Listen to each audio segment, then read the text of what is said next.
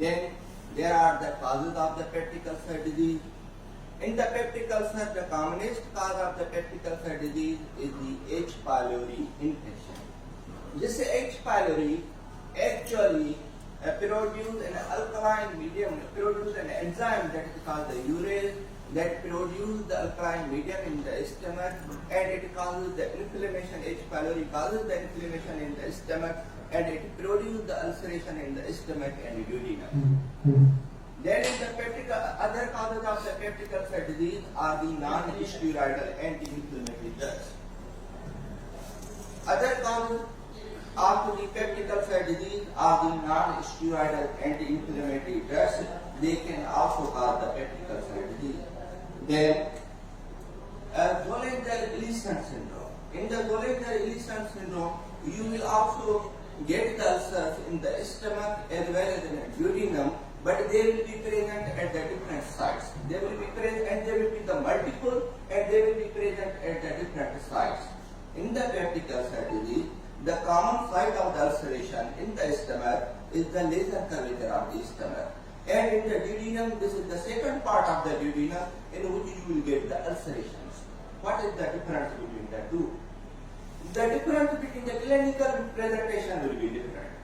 In the clinical presentation, the patient who suffers from the ulcer in the stomach, these patients will avoid the food. They will avoid the food. They doesn't take the food, and they will be normal weight or underweight because they will avoid the food. If they take the food, they will feel the pain in the digestion. But the person who suffers from the duodenal ulcers, they are overweight and healthy because at the time of the mid of the night, they feel the hunger pain, and because of the hunger pain, they will take the food and they become obese or overweight. Then, in the peptic ulcer, we have discussed that the peptic ulcer disease is caused by the H. pylori. It can also caused by the non-steroidal anti-inflammatory drugs. It can also caused by the Zollinger-Ellison syndrome. And you will get the tumor, the common site of the tumor is the pancreas, in which there is a secretion of the hormone. This is called the gastrin occurs, and this gastrin will cause the increased secretion of the HCl. Then, the clinical manifestation we have discussed that these patients will present with the pain, that pain will be present at the epigastric area. And along with the pain, as they take the food, they will feel the fullness. They will feel the abdominal fullness. The second common clinical manifestation of the patient who suffers from the peptic ulcer disease is the upper GI bleeding. They present with the upper GI bleeding, and in the upper GI bleeding, the color of the blood which will be present in the upper GI bleeding, it is black in color. This is called the coffee color vomit will be present in these patients because of the HCl which is present in the stomach of the patient. This HCl will give the black color to the hemoglobin, and patient will present with the vomiting, and the color of the vomit will be black in color. Sometimes these ulcers, especially the ulcer of the stomach, causes the perforation of the stomach, and this perforation of the stomach will invade the pancreas, and this invasion of the pancreas can cause the acute pancreatitis as well in the person who suffers from the peptic ulcer disease, especially the ulcer of the stomach, which is present in the lesser curvature of the stomach. Why I am telling about you repeatedly the lesser curvature, because this is the site for the peptic ulcer. If the ulcer is present in the greater curvature of the stomach, there are the more chances of the malignancy. And later on, the person who suffers from the peptic ulcer disease, their clinical presentation will be different. Usually they present with the history of the relapse and remission. What do you mean by the history of the relapse and remission? The वो patient 3 हफ्ते वो ठीक होंगे, फिर उसको किसी ने PPI they prescribe, doctors prescribe the PPI, और फिर 3-4 हफ्ते फिर वो दोबारा ठीक हो जाते हैं. Then what happened? This ulcer, then healing by the fibrosis, ulceration and fibrosis. Then what happened? When it is present at the antrum of the stomach, it can cause the intestinal obstruction. Or when it is present in the second part of the duodenum, it can cause the intestinal obstruction as well. Then after the peptic ulcer disease, today we will learn certain other terminology. This is called the acid reflux. Then we will discuss about the heartburn, and then we will discuss about the gastroesophageal reflux disease, Barrett esophagus, and then the non-erosive esophageal reflux disease.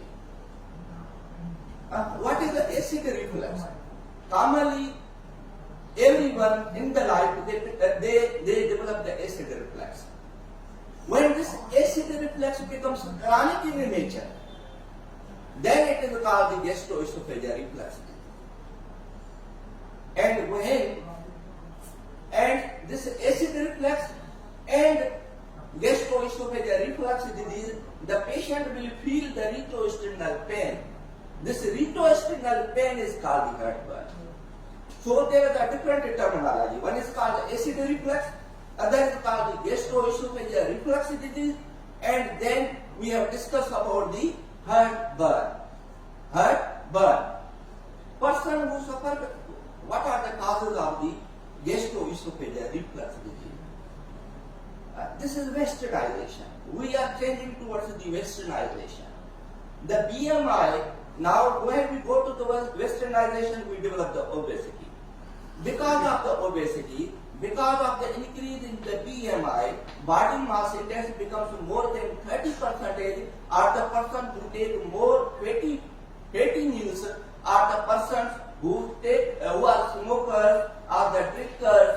Then what happens in these patients, the lower esophageal sphincter tone of the patient becomes relaxed, and then these patients will develop the disease that is called the gastroesophageal reflux disease. Gastroesophageal reflux disease, because of the repeated reflux of the acid in the stomach, in the esophagus. Then what happens?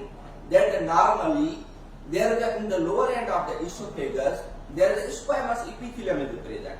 When this squamous epithelium is replaced by the intestinal epithelium, that is called the columnar epithelium, then you will say your patient is suffering from the Barrett esophagus.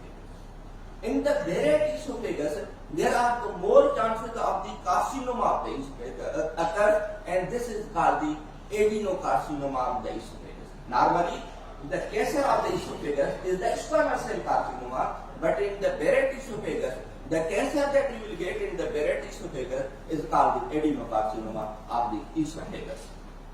In the gastroesophageal reflux disease, you may also get erosive esophagitis. What is erosive esophagitis? In the erosive esophagitis, you will get tears in the lower end of the esophagus. Then there is a Los Angeles classification for this erosive esophagitis is present. This is the class A and B, that is called the mild erosive esophagitis. C and D is called the you will say that the massive erosive esophagitis. In these you will get the streaks at the lower end of the esophagus. Then these may be the, sometimes this goes only towards the lower end of the esophagus, but sometimes this reflux can go into the mouth of the patient as well. And these patients can develop the pharyngitis, they can also develop the laryngitis, they can also cause the inflammation of the gingiva, they can cause the tooth enamel abnormality as well. And at the time of the night, sometimes the patient goes at the bed, when they go to the bed, what happens, the reflux of the esophagus goes into the lungs of the patient. It can cause the chemical pneumonitis, or you will say it can cause the asthma as well. These are the extra esophageal manifestations of the gastroesophageal reflux disease.